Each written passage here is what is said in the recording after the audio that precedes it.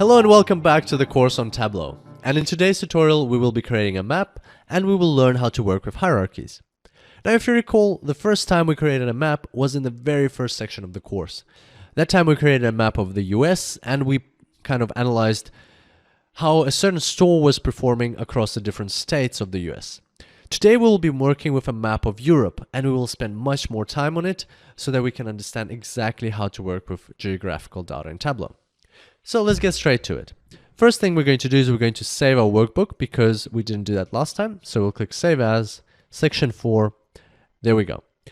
And now we're going to start by creating our first hierarchy. And why do we need a hierarchy? Well, that is because we have certain elements of geographical information in our data that we need to tell Tableau how they work together. And let's have a look at that. So here on the left in the dimensions, you can see right away that some fields have been picked up as geographical data, and the globe represents that. Some fields have been picked up as text, and some fields have been picked up as date.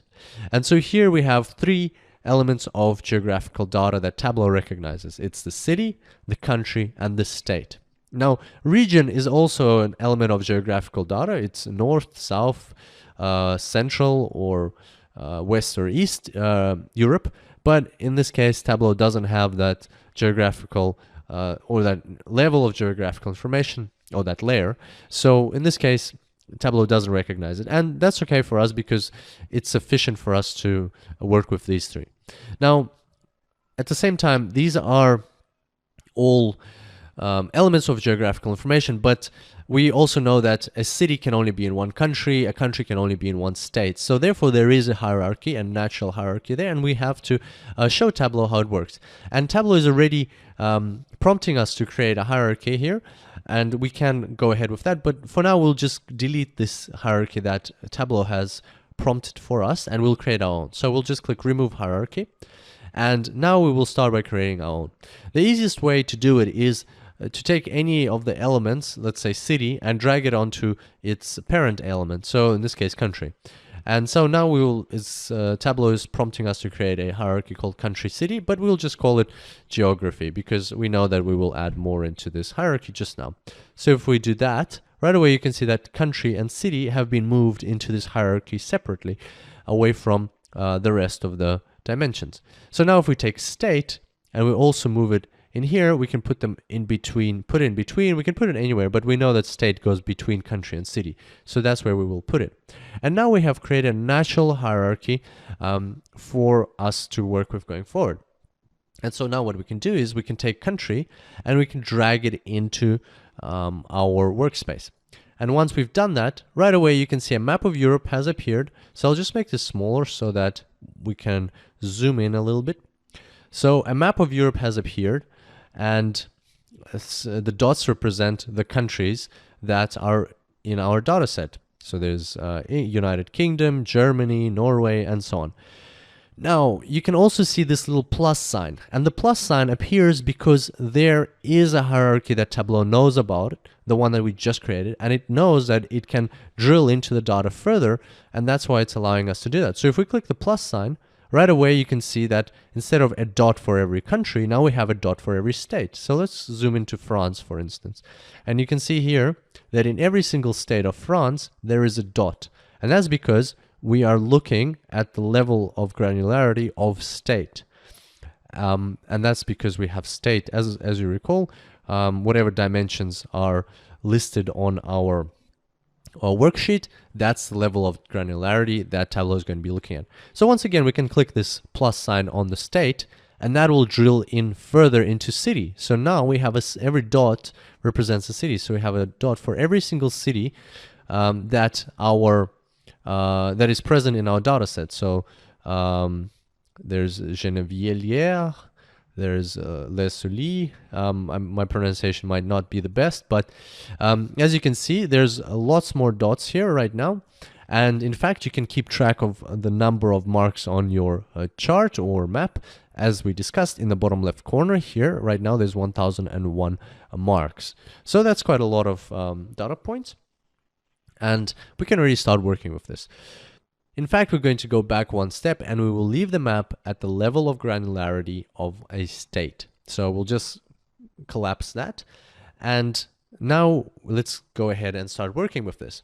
So what we're going to do, first things first, is it is always important to know how many, if you have more than 1 year in your data, and because you got to be careful not to aggregate information from different years if you don't need that. So first thing we're going to do is we're going to take order date and drag it into filters, and we already know how to work with filters, right? So we're going to add it into filters here, and we will just choose not range of dates, but we'll choose years. So next, and let's say we want to look at 2012 to start with. Okay. And just as we did before, what we're going to do is we're going to create a quick filter, show quick filter. There it is, our quick filter. So I'll just make the workbook a little bit smaller so we can fit our quick filter in. And in this case, we obviously don't need all. So what we're going to do is customize, show all value. We don't need it. And we will change this to a single value slider. So now you can slide along and you can see how the data changes. So that was the first thing that we wanted to do. And now, working with a single year, what we're going to do is we're going to create some colors and some sizes on our chart. So first thing that we're going to do is we're going to say that we want to look at how many sales were done in every single of these, every single one of these regions. So we're going to take sales and we'll drag it onto size. And right away, we can see that the bubbles have changed size because now they represent sales, and they look a bit small. So let's increase the size a little bit. Let's take it to this level, for instance, and then we'll go to colors and give it a border. Let's say a black border to make it kind of stand out a little bit. That's good. Now what we're going to do is we're going to create a calculated field. What we want to do, and what was told in the challenge, what we were told in the challenge is to look at the profit margin for every single state. So let's go ahead and do that. We need to create a field that will take the sum of profit and divide it by the sum of sales, and that will give us the profit margin. So we're going to right click on profit here. We will go to create calculated field, and here we'll call it profit margin. We need sum of profit. So it's important to take the sum of all the profits for all the orders in that specific region first, and then divide it by the sum of total sales for that region, rather than taking profit, dividing by sales, and then taking the sum. So it's important here to first sum up all the profits, sum up all the sales, and then divide one by the other. Click apply. Okay, so we have profit margin now. And now if we take profit margin and drag it onto color, what you will see is that the field here is called AGG profit margin, which means aggregate of profit margin. Basically, it's telling us that this is already an aggregated field, because profit margin is a calculated field which first takes the sum of profit and divides by the sum of sales. So Tableau is telling us that this is not just a single value field, it's actually an aggregated field, and just kind of warning us about that. Next, what we're going to do is we're going to adjust the colors, and we're going to take, let's say instead of red, green, let's go red, blue. We'll apply that. And now we will say that we want specific levels of profit margin. So anything below 0.5, minus 0.5 is already very bad. Anything over 0.5 is great. So if we click apply, we'll get a chart like that. And yeah, so that's pretty much it. That's what we wanted from our map. And now if we scroll around, we can see how the profit margins and the sales changed over the years. And once again, if you put your mouse over any specific region or any specific state, it will tell you the country, the state, the sales, and the profit margin for that specific period of time that you're looking at. So let's go up here, because we can zoom out a bit, because we've got Sweden here, Stockholm, Finland, and so on. So we can see how they're changing as well. What else you can do is you can highlight things here. So let's say you can do a square highlighting like that if you like. But we'll talk more about this a bit in a bit when we're working with our first dashboard. So that's just the different types of highlighting you have in Tableau. So have a play around with that, see what else you can do. Maybe you want to not look at profit margin, but some other parameter or some other metric of how the regions or how the states are performing.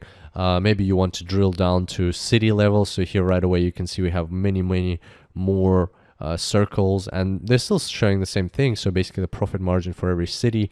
Maybe you don't want to see that. Maybe you can go back to country and look at individual countries rather than states. So lots of things you can do with this map here. And so I'll leave it at that for now. In the next tutorial, we will create a scatter plot. And then in the tutorial after that, we will finally create our first dashboard where we will start combining worksheets. So I hope you enjoyed this tutorial, and I look forward to seeing you next time. And until then, happy analyzing.